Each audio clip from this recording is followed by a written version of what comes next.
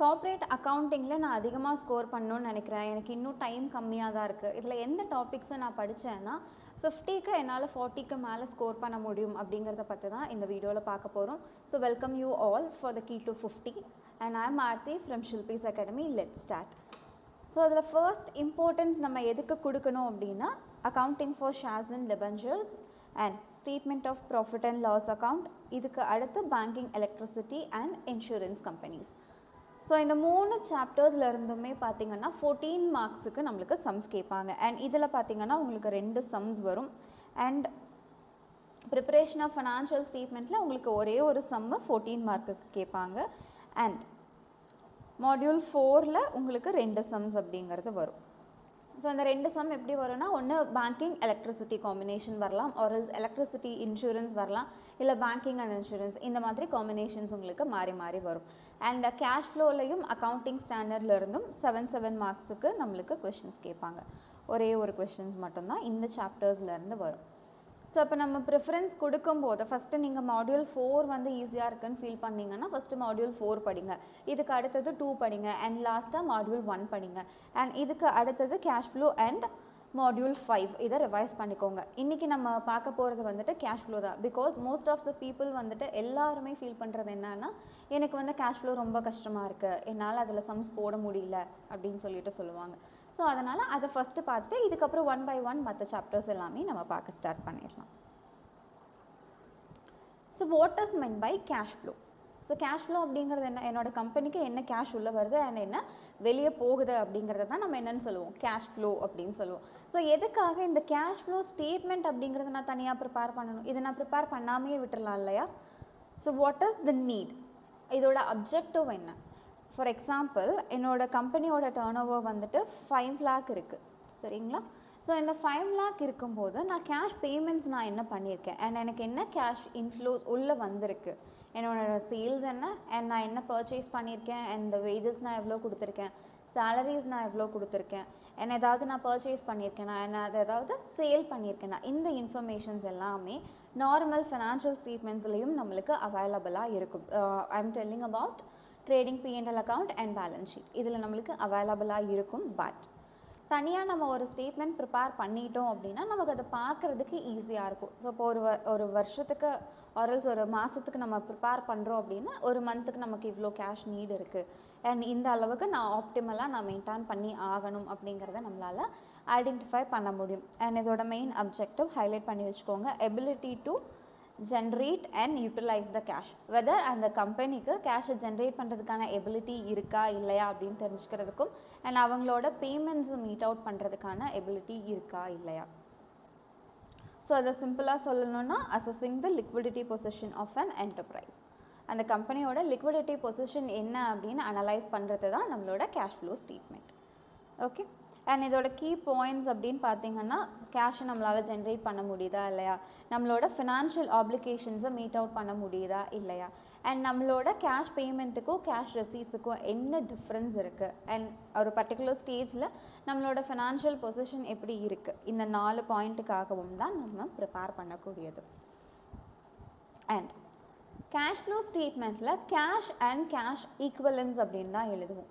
So இப்போ எனக்கு கேஷ்னால் என்ன கவர் ஆகும் அண்ட் கேஷ் ஈக்குவலன்ஸ் அப்படின்னா என்னன்ற அந்த டெஃபினேஷன் பார்த்துடலாம். ஸோ கேஷ் அப்படிங்கிறது நான் கையில் என்ன கேஷ் வச்சுருக்கேன் அண்ட் டிமாண்ட் டெபாசிட்டாக நான் ஏதாவது வச்சுருக்கேன் அப்படின்னா அது கவர் ஆகும். அண்ட் கேஷ் ஈக்குவலன்ஸில் லிக்விட் இன்வெஸ்ட்மெண்ட், ஷார்ட் டேர்மில் என்னால் கேஷாக மாற்றிக்கக்கூடிய இன்வெஸ்ட்மெண்ட்ஸ் நான் ஏதாவது வச்சுருக்கேன் அப்படின்னா அது கேஷ் ஈக்குவலன்ஸில் கவர் ஆகும். அண்ட் ஷார்ட் டேர்ம் கமிட்மெண்ட்ஸை மீட் பண்ணுறதுக்காக நான் கேஷ் வச்சுருக்கேன். நெக்ஸ்ட் ஒன், என்னால் அதை டக்குன்னு வித்தின் 1 டேக்குள்ளே என்னால் அதை கேஷாக கன்வெர்ட் பண்ண முடியுது. அண்ட் இதில் எனக்கு ஈக்விட்டி இன்வெஸ்ட்மெண்ட் அப்படிங்கிறது இன்க்ளூட் ஆகாது. பிகாஸ் ஈக்விட்டி அப்படிங்கிறது மோஸ்ட்லி நம்ம என்ன பண்ணுவோம், லாங் டேர்ம் ஆஸ்பெக்டில் தான் நம்ம பார்ப்போம். ஸோ ஈக்விட்டி இன்வெஸ்ட்மெண்ட் அப்படிங்கிறது இந்த டெஃபினேஷனுக்குள்ளே கவர் ஆகாது. அண்ட் பேங்க் பாரோயிங் அப்படிங்கிறது நான் லோன் தான் நான் வாங்குகிறேன், இதை வந்து நான் கேஷில் காமிக்க மாட்டேன், சரிங்களா? ஸோ மோஸ்ட்லி இதை நம்ம எங்கே காமிப்போம், ஃபினான்ஷியல் ஆக்டிவிட்டீஸில் தான் நம்ம காமிப்போம். அண்ட் பேங்க் ஓவர் டிராஃப்ட் அப்படிங்கிறது இதில் நம்மளுக்கு கவர் ஆகும். இதை நல்லா ஞாபகம் வச்சுக்கோங்க. பேங்க் பாரோயிங்ஸ் அப்படிங்கிறத ஒரு ஃபினான்ஷியல் இன்ஸ்டிடியூஷன் கிட்டே இருந்து நீங்கள் லோன் வாங்குறீங்க. கரெக்டுங்களா? உங்களுக்கு அமௌண்ட்டு தேவைன்னு வாங்குறீங்க. ஸோ இந்த மாதிரி இருக்கிறது எல்லாமே ஃபினான்சிங்கில் தான் வரும். நார்மல் கேஷ் இதில் காமிக்க மாட்டோம். சரிங்களா? இதை ஞாபகம் வச்சுக்கோங்க.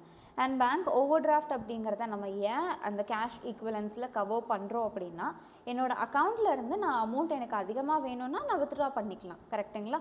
ஸோ அதுக்கு நான் சேர்த்து நான் பே பண்ணுவேன். இந்த இடத்துல அதை நம்ம லோனாக கன்சிடர் பண்ண மாட்டோம். ஓகேங்களா? Next one, cash flow statement நான் ப்ரிப்பேர் பண்ணும்போது எனக்கு மெயினாக 3 ஆக்டிவிட்டீஸ் கவர் ஆகும்.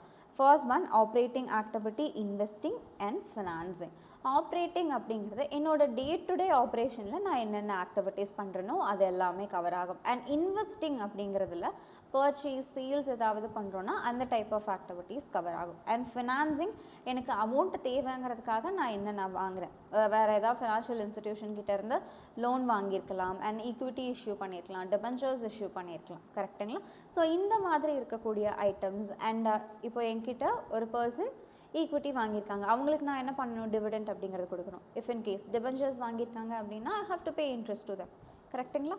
ஸோ இந்த மாதிரி இருக்கக்கூடிய ஆக்டிவிட்டீஸ் ஃபினான்சிங்கில் கவர் ஆகும். அண்ட் கேஷ் ஃப்ளோ நம்ம ப்ரிப்பேர் பண்ணும்போது 2 மெத்தடில் ப்ரிப்பேர் பண்ணுவோம். So direct method and indirect method. So direct மெத்தடில் நான் ப்ரிப்பேர் பண்ணும்போது எனக்கு பெருசாக எந்த அட்ஜஸ்ட்மெண்ட்டும் வராது. ரொம்ப ரொம்ப ஈஸி. என்னோட கேஷ் இன்ஃப்ளோஸ் என்ன அண்ட் அவுட்ஃப்ளோஸ் என்ன, இது ரெண்டுக்குமான டிஃப்ரென்ஸை பார்த்துட்டு நான் சம் போட்டுட்டு போயிடுவேன். அண்ட் இன்டைரக்ட் மெத்தடில் தான் நான் இன்னும் கொஞ்சம் கான்சன்ட்ரேஷன் அதிகமாக பண்ணணும். மோஸ்ட்லி நம்மளுக்கு எக்ஸாம்ஸில் கேட்குறதுமே ரேராக தான் டைரக்ட் மெத்தடில் கேட்பாங்க, அண்ட் இன்டைரக்ட் மெத்தடில் தான் அடிக்கடி கேட்டுட்ருக்காங்க. ஸோ அதுக்கு ஏற்ற மாதிரி நீங்கள் ப்ரிப்பேர் பண்ணிக்கோங்க. ஆப்ரேட்டிங் ஆக்டிவிட்டியில் எனக்கு என்னென்ன கவர் ஆகும். ஸோ இதுக்கு முன்னாடி நம்ம தெரிஞ்சுக்க வேண்டியது, ஃபினான்சிங் கம்பெனிஸுக்கு ஒரு மாதிரி கேஷ் ஃப்ளோஸ் இருக்கும் அண்ட் நான் ஃபினான்சிங் கம்பெனிஸ். ஸோ இவங்க 2 பேர்த்துக்கும் ஒரு மாதிரி கேஷ் ஃப்ளோஸ் இருக்கும். ஸோ ஃபினான்சிங் கம்பெனிஸ் என்ன பண்ணுவாங்க, மெயினாக அவங்களோட மேஜர் ஒர்க்கே செக்யூரிட்டிஸை வாங்கி சேல் பண்ணுறது அண்ட் லோன்ஸ் கொடுக்கறது. கரெக்டாக?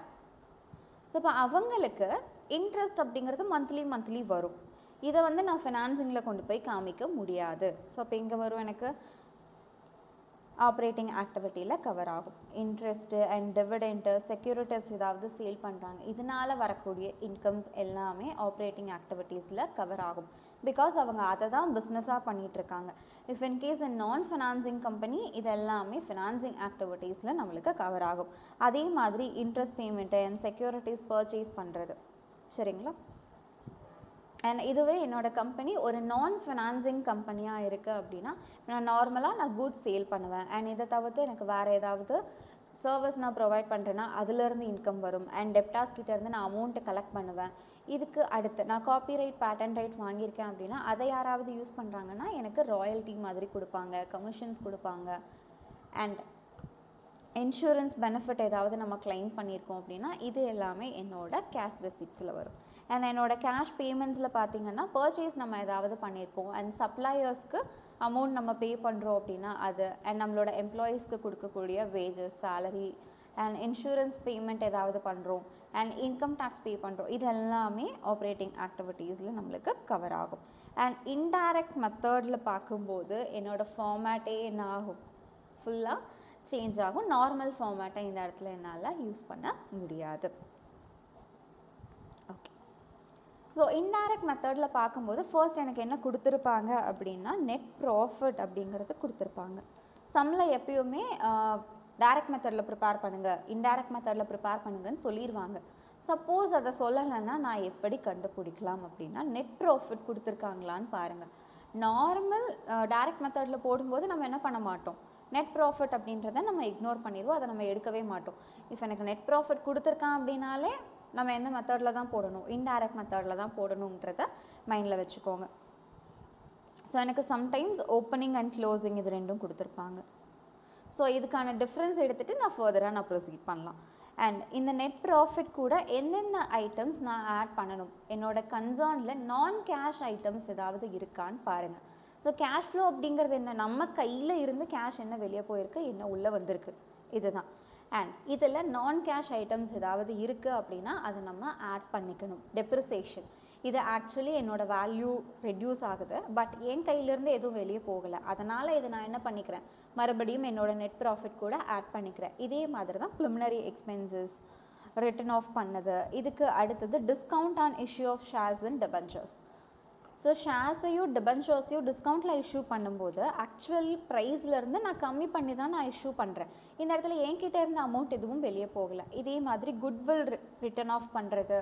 இதுக்கு அடுத்தது interest on borrowings and debentures. இது எகெயின் ரிப்பீட் ஆகிருக்கு, இதை அவாய்ட் பண்ணிக்கோங்க. Next one loss on sale of furnitures or else fixed asset. இதுவே ப்ராஃபிட் வந்துச்சு அப்படின்னா அதை நம்ம மைனஸ் பண்ணணும். அதுதான் இங்கே கீழே கொடுத்துருக்காங்க பாருங்கள். இன்ட்ரெஸ்ட் எனக்கு ஏதாவது இன்கமாக வருது, அண்ட் டிவிடெண்ட் எனக்கு இன்கமாக வருது, ரெண்ட் வருது, அண்ட் ப்ராஃபிட் ஆன் சேல், இது எல்லாத்தையுமே என்னோடய நெட் ப்ராஃபிட்லேருந்து நான் மைனஸ் பண்ணிக்கணும். இது ஃபஸ்ட்டு ஸ்டெப். இதுக்கு அடுத்து இது எல்லாமே டேலி பண்ணதுக்கப்புறம் எனக்கு ஒரு ஃபிகர் கிடைக்கும். இது வந்து net profit before working capital changes அப்படின்னு சொல்லுவோம். இதுக்கு அடுத்து ஒர்க்கிங் கேபிட்டலை நான் கன்சிடர் பண்ணணும். இதில் ஒரே ஒரு பாயிண்ட்டை மட்டும் ஞாபகம் வச்சுக்கோங்க. எது ஆட் பண்ணணும் அப்படின்றத மட்டும் ஞாபகம் வச்சுக்கிட்டிங்கன்னா அதுக்கு ஆப்போசிட்டாக இருக்கிறது அப்படியே ஆட்டோமேட்டிக்காக we will reduce it. கரெக்டுங்களா? ஸோ என்னோட கரண்ட் லயபிலிட்டிஸ் இன்க்ரீஸ் ஆகுது. இதுக்கு அப்படியே opposite current asset. Current asset reduce ஆகுது அப்படின்னா இந்த ஐட்டமை நான் ஆட் பண்ணிக்கணும். அண்ட் இதுக்கு அப்படியே ஆப்போசிட் அப்படிங்கும்போது நம்ம என்ன சொல்லலாம், கரண்ட் லயபிலிட்டிஸ் டிக்ரீஸ் ஆகுது or else current asset increase ஆகுது அப்படின்னா இதை நான் என்ன பண்ணிக்கணும், லெஸ் பண்ணிக்கணும். சரிங்களா? ஸோ அதுதானே இங்கே கொடுத்துருக்காங்க. Okay. And next one investing activity. Investing activities அப்படிங்கிறது ஃபிக்ஸட் அசெட் ரிலேட்டடாக வரக்கூடியது. கரெக்டுங்களா? Next one financing activity. So இதில் மோஸ்ட்லி எனக்கு ஃபினான்ஸ் தேவைன்றதுக்காக நான் ஏதாவது ரைஸ் பண்ணுறேன். ஷேர்ஸு, டிபென்ச்சர்ஸு அண்ட் போரோயிங்ஸு அண்ட் வேறு ஏதாவது நம்ம லோன் ஏதாவது ரிசீவ் பண்ணியிருப்போம் அப்படின்னா அது வரும். And preference shares or else டிபென்ச்சர்ஸை நம்ம ரிடம்ஷன் பண்ணுறோன்னா நம்ம கையில் இருந்த அமௌண்ட் வெளியே போகுது அண்ட் லோனை ரீபே பண்ணுவோம். இது எல்லாமே எனக்கு ஃபினான்சிங் ஆக்டிவிட்டியில் கவர் ஆகும். அண்ட் இதுக்கு அடுத்து ஒரு சில ஐட்டம்ஸை எப்படி ட்ரீட் பண்ணுறது அப்படின்ற கன்ஃபியூஷன்ஸ் நம்மளுக்கு வரும். சரிங்களா? ஸோ அதுக்கான டேபிள் தான் இங்கே இருக்குது. First one dividend and interest paid. So dividend and interest paid financing கம்பெனிஸ்க்கு ஒரு மாதிரி இருக்கும், நான் ஃபினான்சிங் கம்பெனிஸ்க்கு ஒரு மாதிரி இருக்கும். அண்ட் ஸோ டிவிடெண்ட் பே பண்ணுறத நான் என்ன பண்ணுவேன், இயர்லி ஒன்ஸ் அப்படிங்கிற மாதிரி தான் நான் பே பண்ணுவேன். ஆர்எல்ஸ் இன்டீரியம் டிவிடெண்ட் அப்படிங்கிறத நம்ம கொடுப்போம். ஸோ இது வந்து வருஷத்தில் மோஸ்ட்லி ஒரு டைம் தான் நான் பண்ணுறேன். ஸோ இப்போ இது எந்த டைப் ஆஃப் கம்பெனியாக இருந்தாலும் எனக்கு ஃபினான்சிங் ஆக்டிவிட்டியில் தான் வரும். பிகாஸ் இதை நான் ரெகுலராக பண்ண போகிறது கிடையாது. ஸோ ஆப்ரேட்டிங்கில் கவர் ஆகாது. Next one dividend received. Sometimes நான் என்ன பண்ணுவேன் அப்படின்னா ஃபினான்சிங் கம்பெனியாக இருந்துச்சுன்னா எனக்கு அடிக்கடி டிவிடெண்ட் அப்படிங்கிறது வரும். So it will be treated as operating activity. And இதுவே நான் ஃபினான்சிங் என்டர்பிரைஸாக இருக்குன்னா அவங்க என்ன பண்ணியிருப்பாங்க, ஒரு கம்பெனியில் போயிட்டு ஈக்விட்டியை இன்வெஸ்ட் பண்ணியிருப்பாங்க. அந்த இன்வெஸ்ட் பண்ணதுனால தான் அவங்களுக்கு டிவிடெண்ட் அப்படிங்கிறது கிடைக்குது. So I have to treat it as investing activity. இதுக்கு அடுத்து interest paid. So interest paid அப்படிங்கிறது ஃபினான்சிங் கம்பெனிஸ் என்ன பண்ணுவாங்க, அடிக்கடி அவங்க அக்கௌண்ட்டில் அமௌண்ட் வச்சுருக்காங்க. ஃபார் எக்ஸாம்பிள் இப்போ நீங்கள் பேங்க்கில் போயிட்டு சேவிங்ஸ் அக்கௌண்ட் வச்சுருக்கீங்க, உங்களுக்கு இன்ட்ரெஸ்ட் அப்படிங்கிறது அடிக்கடி பேங்க் கொடுத்துட்ருக்காங்களா? ஸோ இந்த மாதிரி இன்ட்ரெஸ்ட் பெய்டு அப்படிங்கிறது ஃபினான்சிங் என்டர்பிரைஸாக இருந்துச்சுன்னா ஆப்ரேட்டிங்கில் கவர் ஆகும். If it is a non financing ஆக்டிவிட்டியில் கவர் ஆகும். Next one interest received. So interest ரிசீவ்டும் அதே மாதிரி தான். ஃபினான்சிங் என்டர்பிரைஸாக இருந்துச்சுன்னா அவங்க லோன் கொடுத்துருப்பாங்க, அந்த லோனுக்கு மந்த்லி அவங்களுக்கு என்ன வரும், இன்ட்ரெஸ்ட் அப்படிங்கிறது வரும். So it will be treated as operating activity. And நான் ஃபினான்சிங் கம்பெனியாக இருந்துச்சுன்னா அவங்க ஒரு பர்சனுக்கு கொடுத்துருக்காங்க, கரெக்டுங்களா, இன்வெஸ்ட் பண்ணியிருக்காங்கன்ற கான்செப்டில் தான் நம்ம எடுப்போம். So we have to treat it as investing activity. Next one proposed dividend. So what is mean by proposed dividend அப்படின்றத கமெண்ட்டில் சொல்லுங்கள். ஓகேவா? ஸோ இந்த ப்ரப்போஸ்டு டிவிடெண்ட் என்னோட ப்ரீவியஸ் இயரோட தான் இருந்துச்சு அப்படின்னா அதை நான் ஃபினான்சிங் ஆக்டிவிட்டியில் காமிக்கணும். And if it is my current year நான் என்ன பண்ணிக்கணும், என்னோட ப்ராஃபிட் கூட நான் ஆட் பேக் பண்ணிக்கணும். பிகாஸ் என்னோட கரண்ட் இயர் ப்ரப்போஸ்டு டிவிடெண்ட் அப்படிங்கிறது என்கிட்டேருந்து கேஷ் வெளியே போகாது. அதனால் நான் என்ன பண்ணிக்கிறேன், நெட் ப்ராஃபிட் கூட நான் ஆட் பண்ணிக்கிறேன். Next one interim dividend. So interim dividend அப்படிங்கிறது in between the financial year நான் கொடுக்கக்கூடிய டிவிடெண்ட். அண்ட் இது என்னோட கரண்ட் இயரோட தான் இருந்துச்சுன்னா ப்ராஃபிட்டில் நான் ஆட் பேக் பண்ணிக்கணும். அண்ட் ஃபர்தராக நான் என்ன பண்ணணும், ஃபினான்சிங் ஆக்டிவிட்டிலையும் காமிக்கணும். இன்டீரியம் டிவிடெண்ட் அப்படிங்கிறது உங்கள் கையில் இருந்து போகுது, இப்போ நீங்கள் கொடுக்குறீங்க, கரெக்டுங்களா? ஸோ அதனால் இது மட்டும் 2 பிளேஸில் ரிஃப்ளெக்ட் ஆகும். Next one, discount on issue of debentures or shares. So first இது ரிட்டர்ன் ஆஃப் பண்ணுறத ப்ராஃபிட் கூட நம்ம ஆட் பண்ணுவோம். And discount allowed during the current year. Current இயரில் நீங்கள் ஏதாவது டிஸ்கவுண்ட் கொடுத்துருக்கீங்க அப்படின்னா அதை ஃபினான்சிங் ஆக்டிவிட்டியாக நம்மளுக்கு ட்ரீட் ஆகும். அண்ட் நான் கேஷ் ஐட்டம்ஸ் நம்ம ட்ரீட் பண்ண மாட்டோம் அப்படிங்கிறத நான் சொன்னேன். அண்ட் இதுக்கான எக்ஸாம்பிள்ஸ் இங்கே நான் 2 ப்ரொவைட் பண்ணியிருக்கேன். அண்ட் வேறு என்ன எக்ஸாம்பிள்ஸ் இருக்கலாம் அப்படிங்கிறதையும் நீங்கள் கமெண்ட் பண்ணுங்கள். Next one, tax on income. So இப்போ என்னோடய ப்ராஃபிட்டில் எனக்கு வரக்கூடிய டேக்ஸ் அப்படிங்கிறத நான் ஆப்ரேட்டிங்கில் காமிக்கணும். அண்ட் இப்போ நான் ஏதாவது இன்வெஸ்ட் பண்ணியிருக்கேன், எனக்கு அதுக்கு என்ன வரும், கேபிட்டல் அப்ரிசியேஷன் அப்படிங்கிறது வரும். இன்கம் டேக்ஸில் கேபிட்டல் கெயின் அப்படிங்கிற ஒரு சாப்டர் நம்ம படிச்சிருப்போம், கரெக்டுங்களா? ஸோ அது வந்து நான் இன்வெஸ்ட் பண்ணதுனால எனக்கு இன்கம் வந்திருக்கு. ஸோ அதுக்கு நான் என்ன பண்ணுறேன், டேக்ஸ் பே பண்ணுறேன், ரைட்? ஸோ இப்போ இதை எங்கே காமிக்கணும், இன்வெஸ்டிங் ஆக்டிவிட்டியில் காமிக்கணும். ஸோ ஒரு இல்லஸ்ட்ரேஷன் பார்த்துடலாமா? From the following, calculate the cash inflow from debtors. So debtors கிட்ட இருந்து என்ன கேஷ் இன்ஃப்ளோஸ் வந்திருக்கு அப்படின்னு சொல்லி நம்மளை கால்குலேட் பண்ண சொல்லியிருக்காங்க. ஓப்பனிங் க்ளோசிங் கொடுத்துருக்காங்க. இதே மாதிரி opening bills receivable and closing bills receivable, total sales கொடுத்துருக்காங்க. இதுக்கு அடுத்தது cash sales 20% of credit sales. So credit சேல்ஸில் 20% என்னது, கேஷ் சேல்ஸ் அப்படின்னு சொல்லியிருக்காங்க. நெக்ஸ்ட்டு டிஸ்கவுண்ட் நம்ம அலோவ் பண்ணியிருக்கோம். அண்ட் பேட் டெப்ஸ் இருக்குது. 1 செகண்ட். டிஸ்கவுண்ட் அலவுடில் இந்த 10,000 மட்டும் எடுத்துக்கோங்க, இதை விட்டுறலாம். நெக்ஸ்ட் ஒன், சேல்ஸ் ரிட்டர்ன் 35,000 கொடுத்துருக்காங்க. ஸோ இதை பேஸ் பண்ணி நான் என்ன ஃபைண்ட் அவுட் பண்ணணும், என்னோட கேஷ் ஃப்ளோ ஸ்டேட்மெண்ட் என்ன அப்படிங்கிறத நான் ஃபைண்ட் அவுட் பண்ணணும். ஸோ இப்போ எனக்கு கிரெடிட் சேல்ஸ் என்ன அப்படிங்கிறது தெரியாது. ஸோ நான் என்னோட கிரெடிட் சேல்ஸை நான் எக்ஸ்ன்னு அசியூம் பண்ணிக்கிறேன். அண்ட் கேஷ் சேல்ஸ் எனக்கு என்ன சொல்லியிருக்காங்கன்னு பாருங்கள், 20% ஆஃப் கிரெடிட் சேல்ஸ் அப்படின்னு சொல்லியிருக்காங்க. அப்போ 20% ஆஃப் எக்ஸ்ன்னு எடுத்துக்கலாமா? அண்ட் இதை ஃபர்தராக சிம்ப்ளிஃபை பண்ணிங்கன்னா இந்த 20% சிம்ப்ளிஃபை பண்ணும்போது 5 அப்படின்னு கிடைக்கும். ஸோ x/5 அப்படின்னு நான் அசியூம் பண்ணிக்கிறேன். அண்ட் என்னோட டோட்டல் சேல்ஸ் என்னது,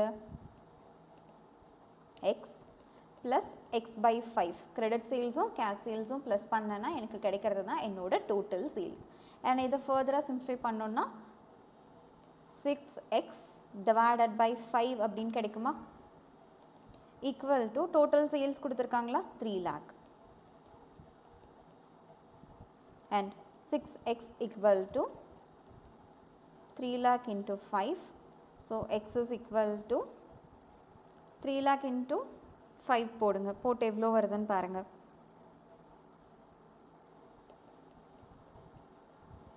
so x is equal to 15 lakh divided by 6. So x is equal to 2,50,000 அப்படிங்கிறது எனக்கு கிடைக்கும். அண்ட் இதை வச்சு நான் என்ன பண்ணணும், ஃபர்தராக ப்ரொசீட் பண்ணணும். அண்ட் இதில் ஒர்க்கிங்ஸ் அப்படின்னு நம்ம போடுறோம் அப்படின்னா டெப்டாஸ் அக்கௌண்ட் போடுவோம் அண்ட் பில்ஸ் ரிசீவபிள், இது ரெண்டுமே நான் போடணும், சரிங்களா? ஸோ எனக்கு டெப்டாஸ் அக்கௌண்ட்டோட ஃபார்மேட் என்ன அப்படிங்கிறது தெரியும். ஸோ ஓப்பனிங் பேலன்ஸ் எனக்கு டெபிட் சைடில் ஸ்டார்ட் ஆகும். To balance brought down 2 lakh. And இதுக்கு அடுத்து என்ன கொடுத்துருக்காங்க அப்படின்னு பாருங்கள், கிரெடிட் சேல்ஸ் இங்கே நான் கண்டுபிடிச்சிருக்கேன். கிரெடிட் சேல்ஸை நான் டெப்டார் அக்கௌண்ட்டில் நான் காமிக்கணும். டு சேல்ஸ் ப்ராக்கெட்டில் வேணால் கிரெடிட் அப்படிங்கிறத எழுதிக்கோங்க. அண்ட் இதை நான் ஒர்க்கிங் நோட்லேருந்து எடுத்திருக்கேன். ஸோ எப்பயுமே ஒர்க்கிங் நோட்டு போட்டு போடுறீங்க அப்படின்னா you have to mention working note number also. 2,50,000, சரியா? அண்ட் இதுக்கு அடுத்து எனக்கு கிரெடிட் சைடில் என்னென்ன இன்ஃபர்மேஷன்ஸ் வரும், நான் டிஸ்கவுண்ட் அலோவ் பண்ணியிருக்கேன் அண்ட் பேட் டெப்ஸ் ஏதாவது இருக்குது அண்ட் சேல்ஸ் ரிட்டர்ன் இந்த மாதிரி ஐட்டம்ஸ் அண்ட் க்ளோசிங். இதுக்கு அடுத்தது பில்ஸ் ரிசீவபிள்லேருந்து எனக்கு வரக்கூடிய balance. by bills receivable, by discount allowed 10,000, by bad debts 15,000, sales return இருக்கு. ஸோ சேல்ஸ் ரிட்டர்னும் நான் என்ன பண்ணணும், மென்ஷன் பண்ணணும். Sales return is 35,000. இதுக்கு அடுத்து by balance carry down closing எனக்கு இருக்குமா? So my closing is 40,000, right? and இப்போ எனக்கு வரக்கூடிய balancing figure நான் என்னவா ட்ரீட் பண்ணணும்? cash from debtors அப்படின்னு எடுத்துக்கலாமா? so by cash flow from debtors. So இங்கே ப்ராக்கெட்டில் வேணால் பேலன்சிங் ஃபிகர் அப்படின்றத எழுதி வச்சுக்கோங்க. And bills receivable account போட்டுடலாமா?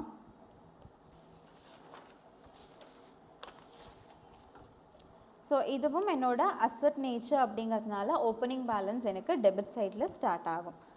To balance brought down 15,000 and by balance carry down எவ்வளோன்னு பாருங்கள், it is 25,000.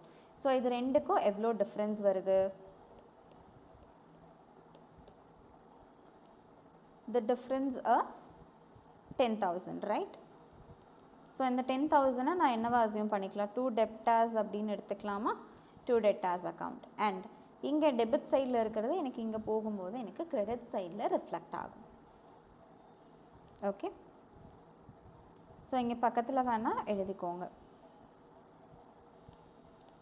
Bills receivable account அப்படின்னு சொல்லி போட்டுட்டு 10,000. அண்ட் இப்போ இதை டேலி பண்ணோன்னா எவ்வளோ வருது அப்படின்னு பாருங்கள்.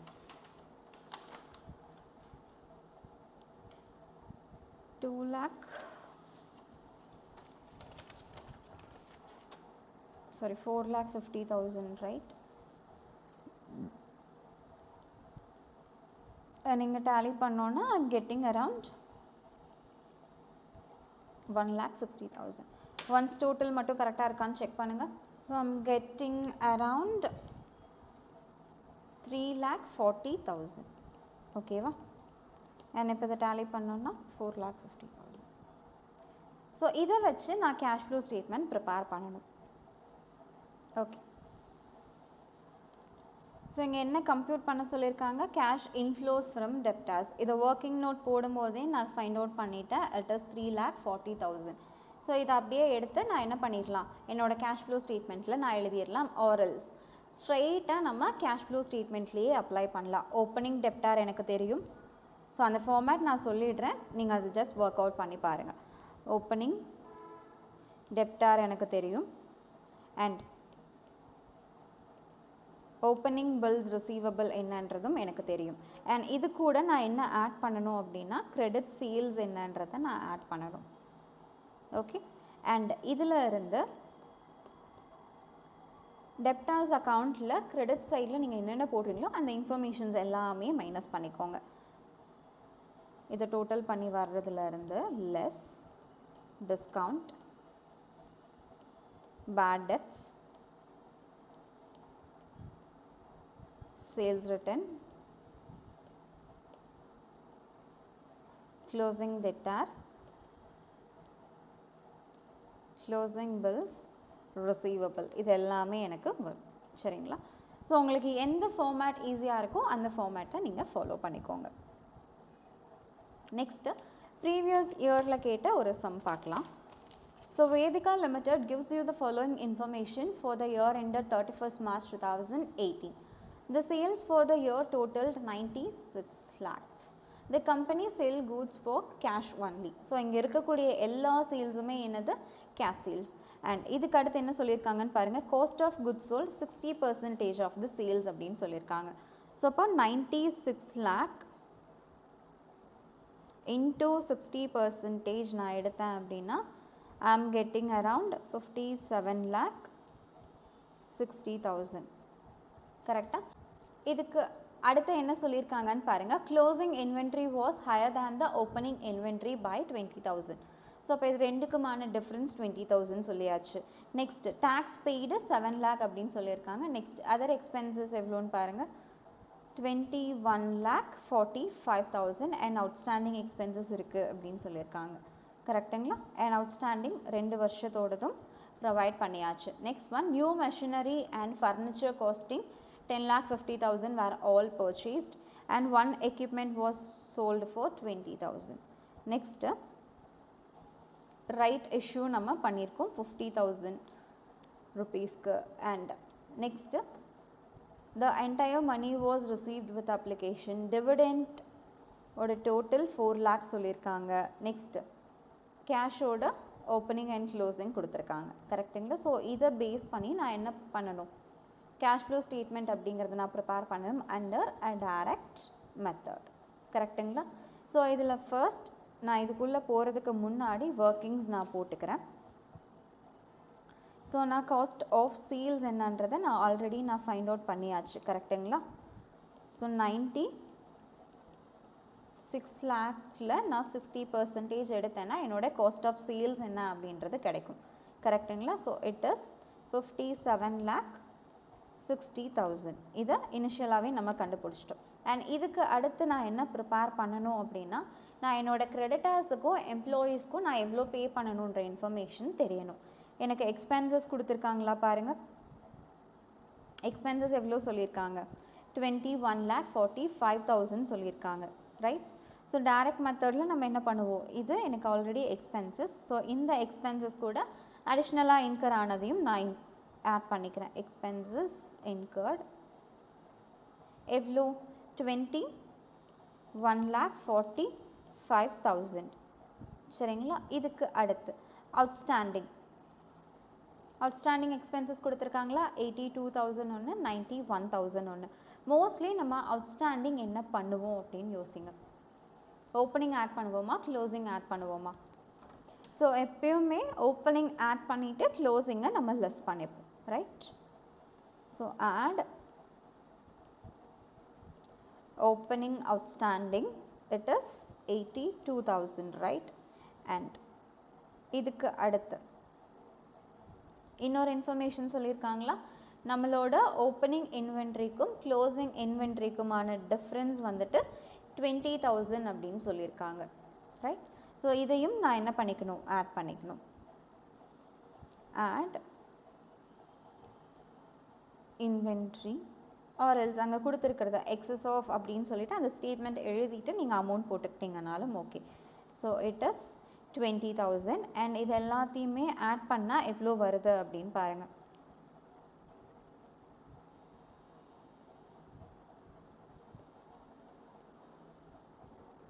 ஸோ 80,07,000 அப்படின்றது எனக்கு வருது. ஸோ இதிலிருந்து நான் என்ன லெஸ் பண்ணணும், closing outstanding expenses I have to reduce 91,000.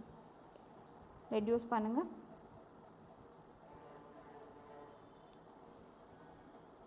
minus 91,000. so I'm getting 79,16,000. okay. and next one shares நம்ம என்ன பண்ணியிருக்கோம் அப்படின்னு பாருங்கள். அமௌண்ட் எக்ஸஸாக வச்சு நம்ம இஷ்யூ பண்ணியிருக்கோம். ஸோ இதிலேருந்து எனக்கு எவ்வளோ ப்ரொசீட்ஸ் வந்திருக்கு அப்படின்றதையும் நான் கால்குலேட் பண்ணால் தான் என்னால் கேஷ் ஃப்ளோ ஸ்டேட்மெண்ட்குள்ளே போக முடியும். சரியா? ஸோ உங்களோட இஷ்யூ ப்ரைஸ் என்ன, இஷ்யூ ப்ரைஸ் இஸ் 10. அண்ட் இது கூட நான் என்ன பண்ணுறேன், ப்ரீமியம் 3 rupees வச்சு எக்ஸஸாக நான் இஷ்யூ பண்ணுறேன். ஸோ ஒரு ஷேருக்கு எனக்கு 13 அப்படிங்கிறது வருது. டோட்டல் நம்பர் ஆஃப் ஷேர்ஸ் என்னன்னு பாருங்கள், it is 50,000. It is not rupees. 50,000 shares. So for 50,000 shares into rupees 13 எவ்வளோ வருதுன்னு பாருங்க. So I'm getting around 6,50,000. So இதை இப்போ நான் எங்கே கொண்டு போய் அப்ளை பண்ணணும், என்னோட கேஷ் ஃப்ளோ ஸ்டேட்மெண்ட்டில் நான் அப்ளை பண்ணணும். ஸோ ஃபர்ஸ்ட் நம்ம என்ன எடுப்போம், ஆப்ரேட்டிங் ஆக்டிவிட்டி எடுப்போம். ஸோ ஆப்ரேட்டிங் ஆக்டிவிட்டீஸில் ஃபஸ்ட்டு என்ன கேஷ் ரெசீட்ஸ் வந்திருக்கு அப்படின்னு பாருங்கள். ஸோ எனக்கு சேல்ஸ் மூலமாக 96 lakhs அப்படின்றது எனக்கு வந்திருக்குமா. அண்ட் இதுக்கு அடுத்து நான் என்ன பண்ணுறேன், என்னோட சப்ளையர்ஸுக்கும் எம்ப்ளாயீஸ்க்கும் நான் பேமெண்ட் கொடுக்குறேன். ஸோ இதை நான் மைனஸ் பண்ணணும். Cash paid to suppliers and employees 79,16,000. இது பக்கத்தில் ஒர்க்கிங் நோட் 2 அப்படின்றத மென்ஷன் பண்ணிக்கோங்க. சரியா? அண்ட் இதுக்கான டிஃப்ரென்ஸ் பார்த்தீங்கன்னா 16,84,000 4000 அப்படிங்கிறது வரும். ஸோ இது நான் என்னவா எடுத்துக்கலாம், கேஷ் எனக்கு உள்ளே வந்திருக்கு. பாசிட்டிவில் வந்தால் கேஷ் இன்ஃப்ளோ அப்படின்னு எடுத்துக்கோங்க. ஸோ இதுவே நெகட்டிவில் வந்துச்சு அப்படின்னா நம்ம என்ன சொல்லணும், கேஷ் அவுட்ஃப்ளோ அப்படின்னு சொல்லணும். Cash inflow from operating activity ப்ராக்கெட்டில் ஏ அப்படின்னு வச்சுக்கலாமா. அண்ட் இதிலிருந்து நான் என்ன மைனஸ் பண்ணணும், நான் டேக்ஸ் பே பண்ணதை நான் மைனஸ் பண்ணிக்கணும்.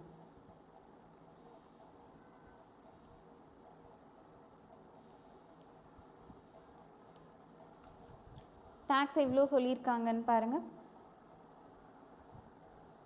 7 lakh. ஸோ அதை மைனஸ் பண்ணனா I am getting around 9,84,000. So இப்போ இதை நான் என்ன எடுத்துக்கலாம், net cash flow from operating activity அப்படின்னு எடுத்துக்கலாமா. ஸோ இதை வந்து அப்படியே அவுட்டர் காலமில் எழுதிக்கோங்க, 9,84,000. இதுக்கு அடுத்த என்ன இன்ஃபர்மேஷன்ஸ் நம்மளுக்கு கொடுத்துருக்காங்கன்னு பாருங்கள். நம்ம பர்ச்சேஸ் பண்ணது சேல்ஸ் பண்ணது கொடுத்துருக்காங்க, ரைட்டா. ஓகே, இது எனக்கு எங்கே வரும், என்னுடைய இன்வெஸ்டிங் ஆக்டிவிட்டீஸில் கவர் ஆகும். ஸோ நான் இங்கே எழுதும்போது எல்லாமே நான் ஷார்ட்டராக எழுதிட்டுருக்கேன். நீங்கள் எக்ஸாமில் எழுதும்போது ப்ரீஃபாக எழுதுங்க, இந்த மாதிரி ஷார்ட்டாக எழுதக்கூடாது. பர்ச்சேஸ் ஆஃப் ஃபிக்ஸ்டு அசட் எவ்வளோக்கு நம்ம பர்ச்சேஸ் பண்ணியிருக்கோம், 10,50,000. அண்ட் நான் சேல் பண்ணதில் எனக்கு எவ்வளோ வந்திருக்குன்னு பாருங்கள், sale of fixed asset or else equipment. So அங்கே என்ன கொடுத்துருக்காங்களோ அதை அப்படியே எழுதிக்கோங்க, 20,000, ரைட். அண்ட் இதுக்கான டிஃப்ரென்ஸ் பாருங்கள், நெகட்டிவில் 10,30,000. ஸோ இப்போ நான் இங்கே எழுதும்போது நான் என்னென்னு எழுதணும், net cash used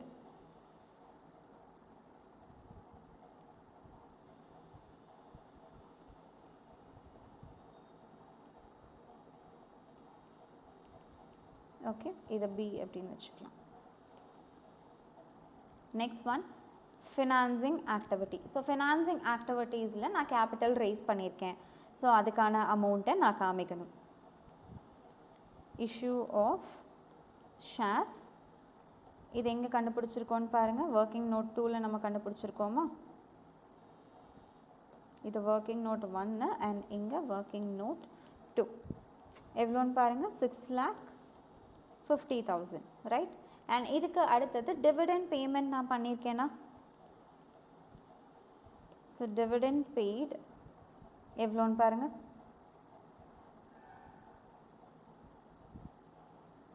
4 lakh.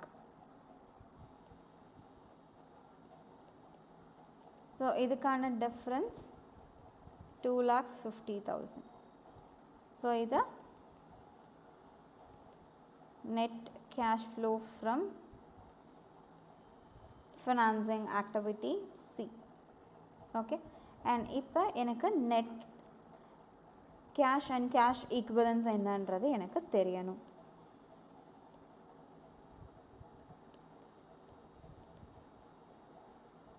So இதில் நான் எப்படி எடுத்துக்கலாம், A plus B plus C அப்படின்னு எடுத்துக்கலாமா. ஸோ இதை மூணையும் டோட்டல் பண்ணுங்கள். டோட்டல் பண்ணால் எவ்வளோ வருதுன்னு பாருங்கள்.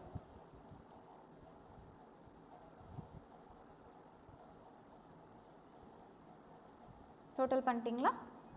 ஸோ இதை ஆட் பண்ணோன்னா I am getting around 2,04,000. And இது கூட நான் என்ன ஆட் பண்ணணும், opening cash and cash balance நான் ஆட் பண்ணுறேன், 2,10,000. ஸோ இப்போ இதை ஆட் பண்ணுங்கள், 4,14,000 வருதா. சம்மில் நம்மளோட க்ளோசிங் என்ன கொடுத்துருக்காங்கன்னு பாருங்கள்.